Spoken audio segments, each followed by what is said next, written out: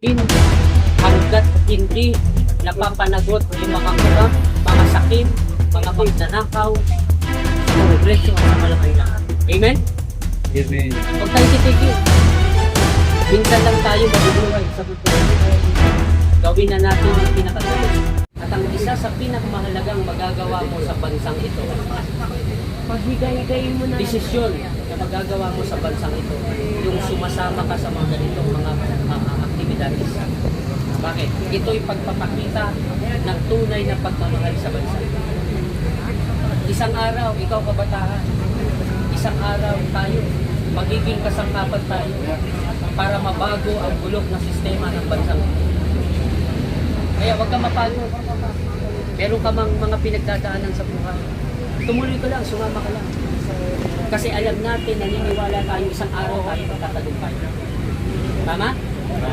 Kaya kung naniniwala ka na isang araw tayo magtatagumpay, hindi ka papayag na wala ka sa linggo, na wala ka bukas, sa susunod na araw, sa susunod na buwan, hindi ka papayag na yung sarili mo wala sa ganitong mga pagkakataon, ganitong mga aktibidad. Hindi ito sayang. Hindi ito sayang. Ang ginagawa natin, it is for the next generation. Kung yung Gen Z nga, gigil na gigil. Tama? Ang may Gen Z, 1999 pinanganak onwards. Kaya ako, Gen X ako. Yung Gen Z nga, gigil na gigil. Much more tayo. Kasi mas nauna tayo sa kanilang ito. So kung yung Gen Z, gigil na manawagan sa pagpapanagot sa mga magnanakaw sa gobyerno, huwag din tayo pumayag na hindi tayo kasama. Patuloy nating i-share yan, yung mga panawagan mo, yung mga vlog ng iba't ibang mga DBS supporter. Patuloy nating i-share yan. Mga panawagan ng UPI, iba pang mga grupo na nananawagan ng pagpapanagot sa lahat ng mga kurap. Patuloy nating i-share yan. Bakit? Meron tayong nagagawang mahalaga sa ating buhay. Kaya, huwag tayong pumayag na tapos na yung imagine mo yan. Naalala ko lang si Lax. Imagine mo yan. Para lang pakita, quote and quote, sa taong bayan na hindi siya takot na hindi, kaya kong ipatawag si Martin Romualdez. Ipapatawag niya na daw. Pero wala nang hearing. Ang nakalagay for, imagine mo yan, investigation for further review.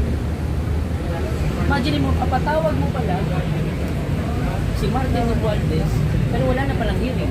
Ano yun? Di ba isang malaking pansiling lang yun? Tama? Tama. Ang gagago yun. Imagine mo, tatawagan mo. Papatawag mo, tapos wala na palang hearing. Ano Meron yun? ako ipag-usap sa mga vlogger Wala nang hearing ang Senate na Blue Ribbon. para Wala na siyang may share ninyo sa mga ipapatawag. Tama? sulok-sulok sa kamayuhan. Isa pa, naalala ko lang si 2 minutes na lang. Medyo marami kong sasabihin. Naalala ko tuloy si Mel Magalog. Imagine mo, isa sa pala dahilan bakit nag-resign. Kasi nga, yung natuklasan niya, papunta na, hindi lang may salvage, kundi so, pinatigil na siya. Through anti-war. Oh, Mag-set ako, sir. hanggang dito ka na lang. Makiusap lang ako sa kontrol mo. So, yun po. 2 minutes na lang po. I believe, hanggang dito ka na lang. Hindi ka na, yung investigasyon mo hanggang kay salty ko na lang. Hindi ka na dapat ma-investiga kahit Martin. Bakit? Kasi alam natin, pag yung investigasyon mo, natural. Ala ka naman si Martin, kumanta ng My Way. Tama? Hindi My Way, hindi ko kaya yan. Ang kinakatakot nila na pag napunta ang investigasyon kay Martin Romualdez, ikakanta yung kanyang sa buko na nakaupo sa Malacanang. Tama? Na isang incompetent elect monster, madaling maintindihan, incompetent. Napakadali lang naman alam natin, inupi. Tama? Imagine mo pumunta doon sa may Cebu. Tingnan natin, baka raw may dito. Tapos pumunta pa ron, bago magdala ng ayuda, asan muna yung mga mainstream, mag-photo ops muna. Imagine mo, naunahan pa sa ng pangalawang pangulo. Ano naman ang binalad doon sa pangalawang pangulo? sabi ng mga congressman, lalo na si Leila de Lima, si Junel, alala niyo yun? Si Junel! Yung investigasyon. Ano tawag sa niyo?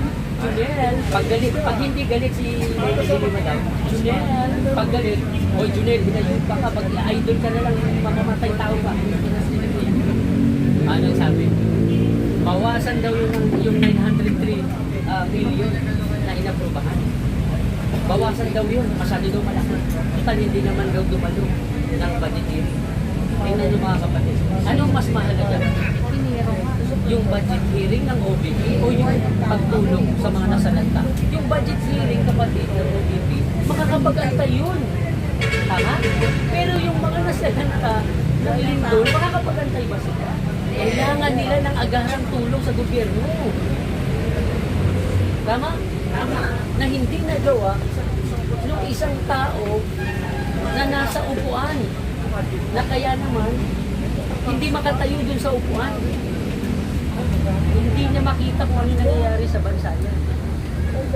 Kaya, mga kasama, sa gabing ito, salamat po sa inyong patuloy na pakikipag-aisip.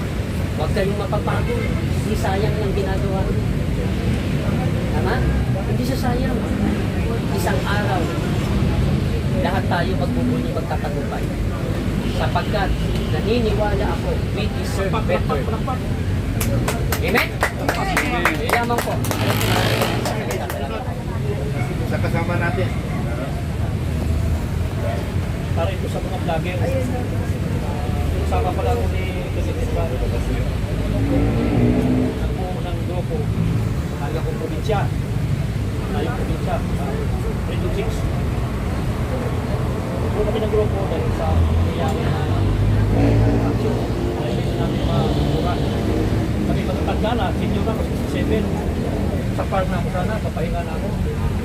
Pagkakaso lang, kung hindi ako tumulong, kung kunti kong kalaman, baka lugmok ating bansa. Ito malalim ito, sana i-preserve nyo ito at ito palawakin itong kwento ko sa inyo ng komisyon para sa vlogger ito. Yung nakita nyo sa lumisa, barya pa lang yun. Barya pa lang yun. Ito, ipanawagan ninyo sa mga tao na Pilipino doon sa baryo, sa sityo. I-share ninyo sa sityo. Pakipagtulungan sila, hanapin yung doon, yung my name, yung mga dam na kinakambala ng mina, kinukuha nila yung kayamanan sa lupa natin. Nagsisigaw tayo, mayaman tayo sa Pilipinas, mayaman tayo sa lupa. Kung katiting na natitira, hinuhukay nila, minimina nila yung kayamanan natin, yung ginto, yung lupa.